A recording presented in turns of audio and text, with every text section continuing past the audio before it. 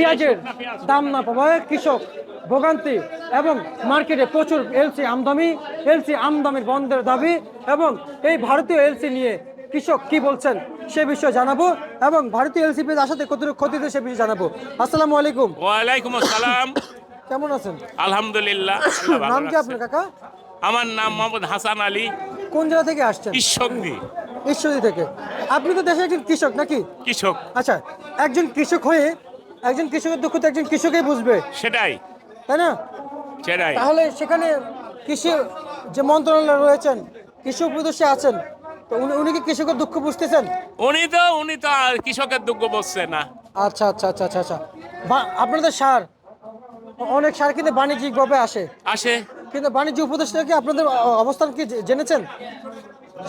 আপনাদের কি না, অবস্থান? আমাদের অবস্থান জানে নাই। এখন সারা বাংলাদেশে উনি কোথাও জানছে কিনা সেটি তো আমার জানা নাই, কিন্তু আমাদের ওখানে যাই না। আমার ঈশ্বর দিতে ওনাকে আমরা পাই নাই। আচ্ছা, শুনেন তাহলে আমি যদি একটু বলি, এই যে ভারতীয় এলসি পেঁয়াজ মানে ক্ষতি কি পরিমাণ হয়েছে একটু জানাবেন। সারা দেশের অর্থনৈতিকভাবে আমি মনে করি ক্ষতি হয়েছে। এই জন্যই আমাদের দেশের টাকা ইন্ডিয়ায় চলে গেছে, এটা একটা বড় ক্ষতি। আর প্লাস আমাদের দেশের কৃষক এত ভোগান্তির ভিতরে আছে পেঁয়াজ নিয়ে। আমরা যারা পেঁয়াজ উৎপন্ন করছি, 1 কেজি পেঁয়াজ উৎপন্ন করতে 50 টাকার উপরে খরচ হয়ে গেছে।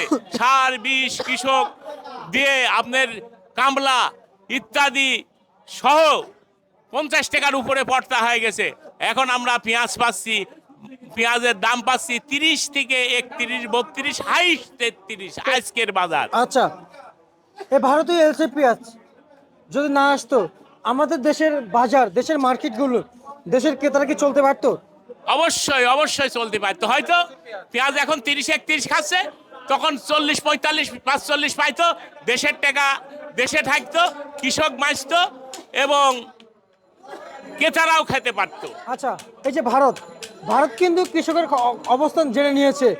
তাদের কৃষকের কি অবস্থান, তারা আছে এখন কি অবস্থানে, তাদের কৃষকের খুব সময় খারাপ যাচ্ছে।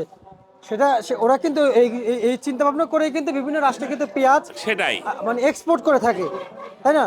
তাই আমাদের দেশে এক্সপোর্ট করেছে, আমাদের দেশে এই যে ভারতীয় এলসি পেঁয়াজ এক্সপোর্ট করেছে।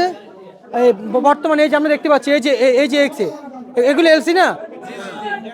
আচ্ছা, এই যে এলসি, এই যে আমরা দেখতে পাচ্ছি এলসি আছে, কিন্তু এই এলসি যদি না আসে, আমি যা বুঝতেছি দেশে প্রচুর পরিমাণে পেঁয়াজ আবাদ হয়েছে, প্রচুর পরিমাণে পেঁয়াজ আবাদ হয়েছে এবং গেলে বছর থেকে এই বছর উৎপাদিত যে পেঁয়াজের হার রয়েছে, গেলে বছর থেকে এই বছর আরো 20% বাড়ছে।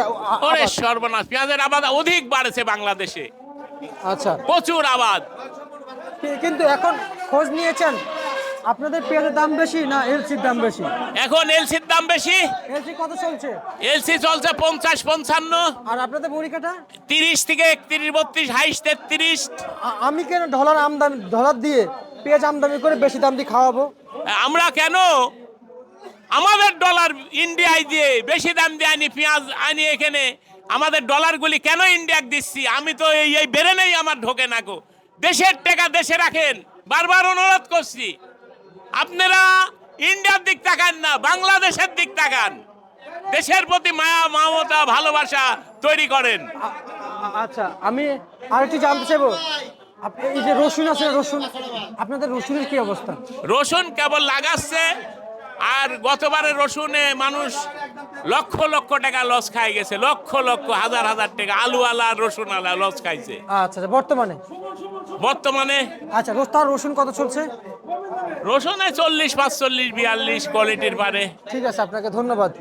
এই ছিল আজকে সর্বশেষ বাজার তালিকা ঢাকা থেকে।